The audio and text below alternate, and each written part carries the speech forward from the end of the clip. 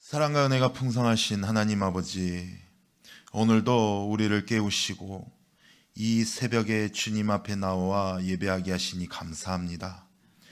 주님의 은혜 없이는 우리가 한순간도 살아갈 수 없는 저희들, 이 시간 모든 걱정과 또 피로를 내려놓고 오직 주님께 집중하게 하여 주시옵소서. 우리의 마음과 생각을 성령님께서 주장하여 주셔서 온전히 주님을 예배하며 말씀을 사모하는 시간이 되게 하여 주시옵소서.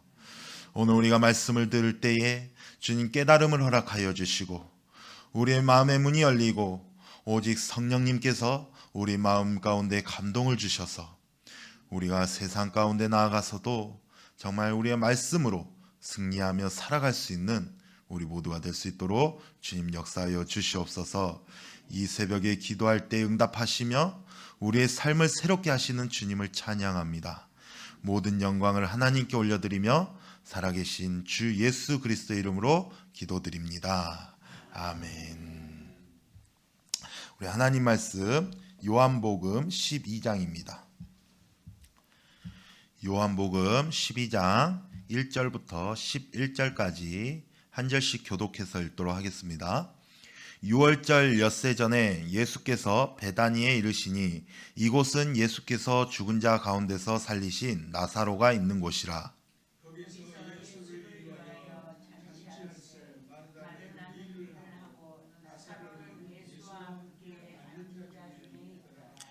마리아는 지극히 비싼 향유 곧 순전한 나드 한 근을 가져다가 예수의 발에 붓고 자기의 머리털로 그의 발을 닦으니 향유 냄새가 집에 가득하더라.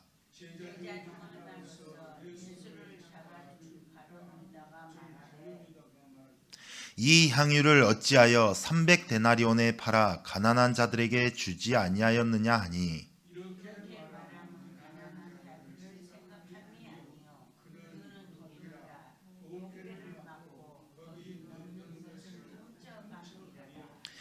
예수께서 이르시되 그를 가만두어 나의 장례할 날을 위하여 그것을 간직하게 하라.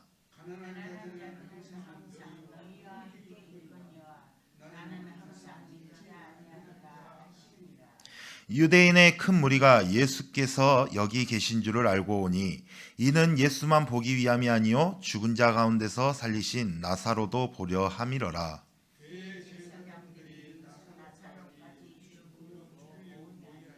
같이 있습니다.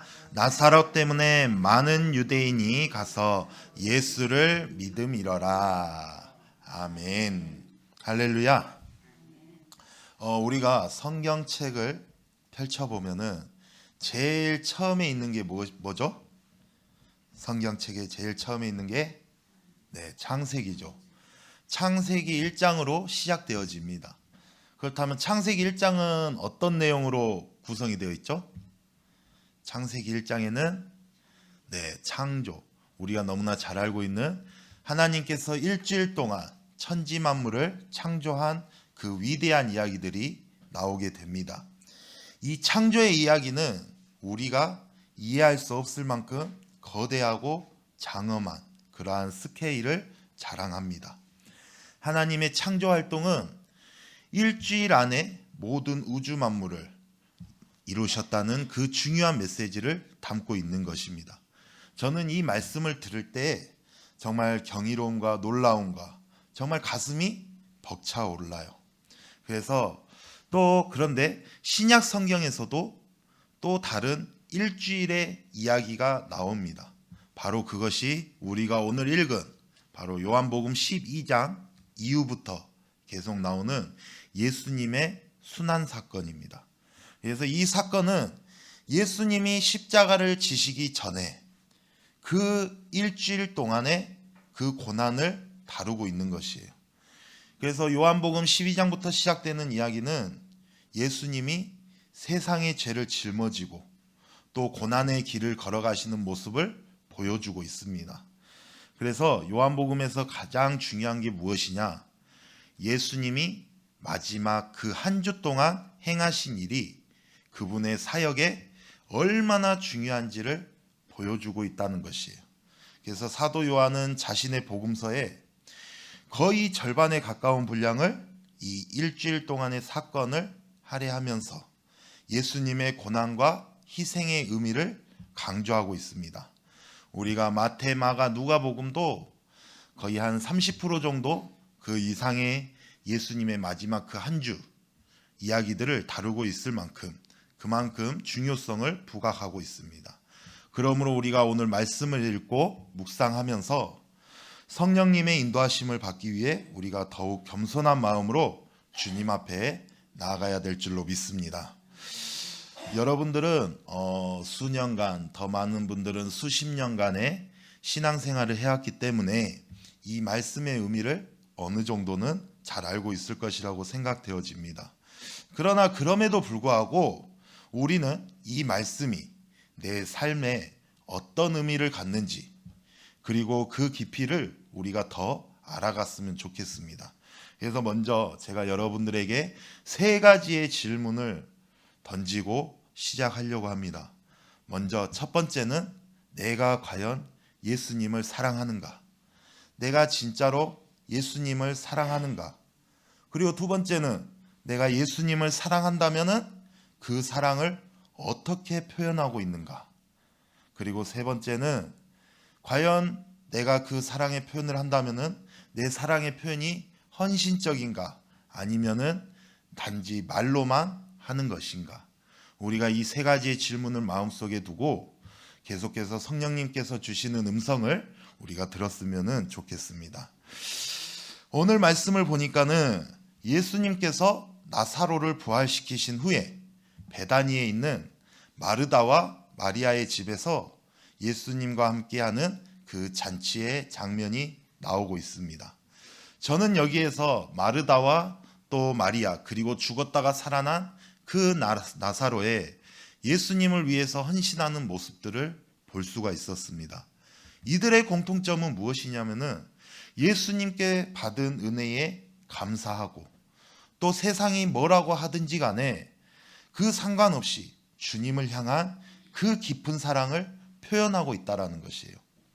그런데 마태복음 26장에도 이 비슷한 내용이 나옵니다. 이 내용이 나오는데 마태복음 26장은 좀 다르게 그 장면이 다른 집에서 일어난 것으로 나오고 있어요. 그 집은 바로 문둥이 시몬의 집이었고 예수님은 그곳에서 나사로와 마르다 그리고 마리아와 함께 식사를 하는 장면이 나옵니다. 그때의 분위기는 매우 긴장된 상황이었어요. 왜 그랬냐?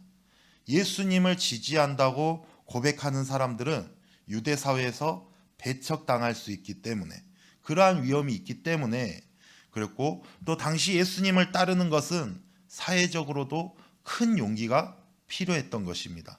그런 면에서 이 마르다와 또 나사로와 그리고 마리아 그리고 또 시몬은 매우 용기 있는 사람들이었던 것이죠.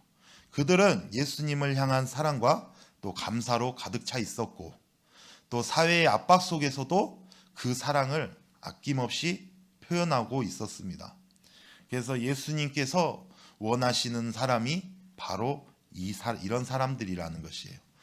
예수님은 우리에게 나를 따라오라 라고 말씀하셨습니다. 우리가 제자라는 것은 단순히 하나님의 가르침을 듣고 또 따르는 사람이 아니라 예수님을 위해서 우리의 생명을 걸고 헌신하는 사람들이 진정한 제자인 줄로 믿습니다. 예수님의 제자는 어려운 상황 속에서도 주님을 위한 삶을 살아가는 사람들입니다. 그래서 오늘 말씀에서 저는 이 마르다와 또 나사로와 이 또 마리아까지 이 세 사람의 각기 다른 방식으로 예수님께 헌신하는 모습을 찾아볼 수 있는데, 먼저 마르다를 보게 되면은 예수님이 오셨을 때 이 마르다는 주님을 대접하기 위해서 부엌에서 열심히 일하고 있었어요. 그녀의 헌신과 또 몸과 시간을 아끼지 않고 예수님을 섬기는 그러한 행동을 볼 수 있었습니다. 그래서 예수님께서 무엇을 필요로 하는지, 그리고 어떻게 주님을 기쁘게 할 수 있을지 항상 고민하면서 헌신하는 모습을 볼 수가 있었습니다. 그리고 나사로는 죽었다가 예수님에 의해 다시 살아난 자잖아요. 예수님께서 그에게 생명을 다시 주셨기 때문에 이 나사로는 아무 말 없이 예수님을 따르면서 그 존재 자체만으로도 예수님의 은혜를 증거하는 삶을 살고 있는 것을 볼 수가 있습니다. 그래서 나사로의 존재는 예수님이 주신 그 새로운 생명의 증거이기 때문에 그는 그 어떤 말보다도 강력한 증언이 되는 것입니다. 그리고 우리가 너무나 잘 알고 있는 이 마리아, 오늘 우리가 나오는 그 마리아, 또 많이 들었던 그 마리아 이야기, 이 마리아가 그 값비싼 향유를 옥합에 담아서 예수님의 발에 붓는, 그리고 그 발을 자기의 머리털로 닦는 그러한 모습, 이 행동은 단순히 향유를 드린 것이 아니라 그녀의 사랑과 또 헌신의 표현이었습니다. 이 마리아가 향유를 예수님께 부은 것은 물질적으로는 매우 큰 희생이었죠. 300데나리온이나 되는 그러한 값비싼 그 향유였기 때문에 300데나리온이면은 거의 1년에, 그 당시에 1년의 연봉이라고 한다고 합니다. 그러나 그 마리아는 예수님께 모든 것을 아낌없이 드리고 싶어 했던 것입니다. 그래서 그녀의 행동은 예수님을 향한 깊은 사랑에서 비롯된 것이고, 마리아의 헌신은 단순히 물질적인 것이 아니라 마음과 영혼을 다해 드린 그 사랑의 표현이었다라는 것입니다. 그런데 우리가 말씀을 보면은 이 마리아의 헌신만이 특별히 돋보여지는 것을 볼 수 있습니다. 우리가 설교를 듣더라도 거의 이 마리아의 그 향유옥화, 이 이야기들을, 설교들을 많이 듣게 됩니다. 왜 그렇죠? 그 행동이 단지 물리적인 것에 그치지 않았기 때문입니다. 마리아는 예수님을 향한 깊은 사랑으로 모든 것을 드렸고, 그녀의 행동은 사랑을 표현하는 가장 강력한 방식이었다라는 것입니다. 여러분은 사랑하는 사람이 있다면 그 사랑하는 사람에게 내가 계산하면서 무엇을 주고, 계산하면서 나 무엇을 받고자 그렇게 하십니까? 그렇지 않잖아요. 사랑은 계산하지 않고 항상 최고의 것을 주려고 하죠. 그래서 마리아가 예수님께 드린 그 향유는 그 당시 사람들의 한 해의 연봉에 해당하는 가치 있는 것이지만은, 이 마리아는 그 어떤 계산도 없이 오직 나의 모든 것을 내어 주었다라는 것입니다. 그런데 이때 마리아의 이 행동을 본 유다가 5절에 이렇게 말합니다. 이 향유를 어찌하여 300데나리온에 팔아 가난한 자들에게 주지 아니하였느냐. 그는 그것이 너무 아까운 일이라고 말했어요. 그 향유를 팔아서 가난한 사람들에게 나누어 주는 것이 더 낫다고 비판하는 것입니다. 그러나 예수님은 그러한 유다를 책망하시면서 8절에 이렇게 말합니다. 가난한 자들은 항상 너희와 함께 있거니와 나는 항상 너희와 함께 있지 아니하리라. 예수님은 마리아의 헌신적인 사랑을 이해하셨어요. 그녀의 행동이 자신을 향한 깊은 사랑의 표현임을 아셨다라는 거예요. 그러면서 예수님께서 그러한 마리아의 행동을 보고 내게 좋은 일을 했다라고 말씀하시는 거예요. 그것은 그녀의 헌신이 얼마나 아름답고 귀한 것이었는지를 보여주고 있는 것입니다. 반면에 유다는 어때요? 이 일을 세상의 기준으로만 바라보았어요. 그 가치를 이해하지 못한 것이죠. 그가 말한 가난한 자들을 돕자는 것은 중요한 가치인 것처럼 보일 수 있지만, 예수님께서는 지금 이 순간 마리아가 예수님을 향한 그 사랑을 표현하는 것이 더욱 중요하다고 말씀하고 있는 것입니다. 이때 예수님께서는 이 마리아의 행동을 통해서 자신의 죽음을 예고하셨어요. 마리아가 예수님께 향유를 부은 것은 예수님의 장례를 준비하는 의미도 담고 있는 것입니다. 마리아는 예수님의 죽음을 알지 못했죠. 그저 예수님을 향한 그 사랑으로 그 향유를 부었던 것입니다.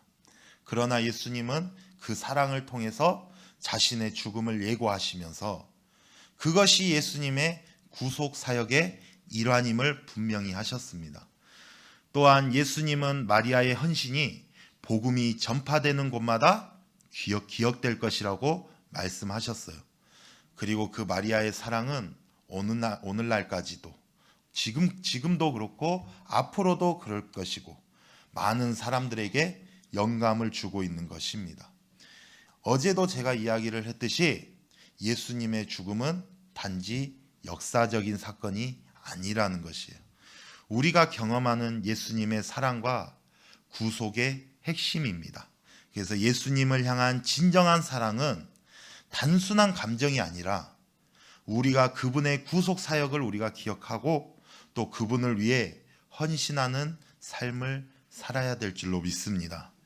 사랑하는 성도 여러분, 오늘 저는 이 마리아가 향유를 붓고 또 머리털로 발을 닦는 그러한 모습을 보면서 예수님께 드리는 그러한 진정한 사랑이 무엇인지를 다시 한번 깨닫게 되었던 것 같아요.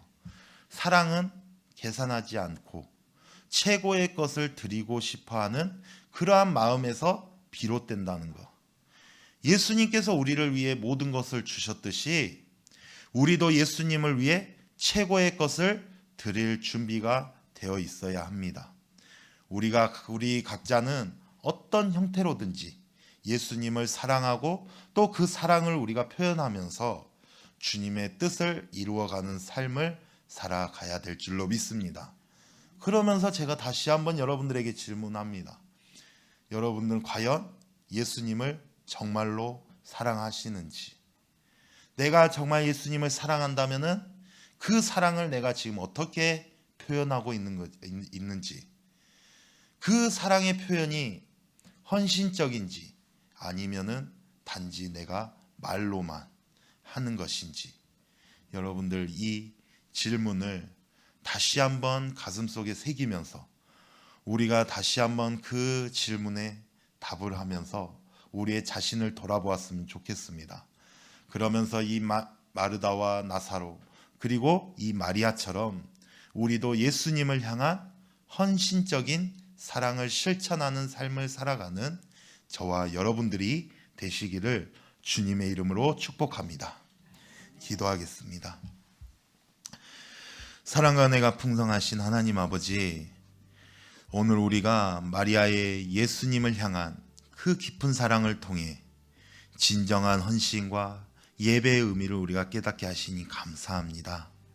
주님, 마리아가 예수님을 향한 그 깊은 사랑으로 향유를 부은 것처럼 우리도 우리의 삶을 통해 주님께 진정한 사랑을 표현할 수 있게 하여 주시옵소서. 물질과 시간 그리고 우리의 마음과 정성을 다하여 주님을 섬기고 사랑하는 삶을 살아가게 도와주시옵소서. 세상의 가치와 기준에 따라 살지 않게 하시고 주님의 뜻을 따라가는 삶을 살게 도와주시옵소서. 가끔 세상의 비판과 유혹에 흔들릴 때도 있습니다. 그럴 때마다 예수님께서 주신 사랑을 기억하면서 더욱 주님께 헌신하는 삶을 살아가게 하여 주시옵소서. 우리를 위해 십자가를 지신 예수님의 사랑을 잊지 않게 하시고 그 사랑에 응답하는 삶을 살아가게 하여 주시옵소서.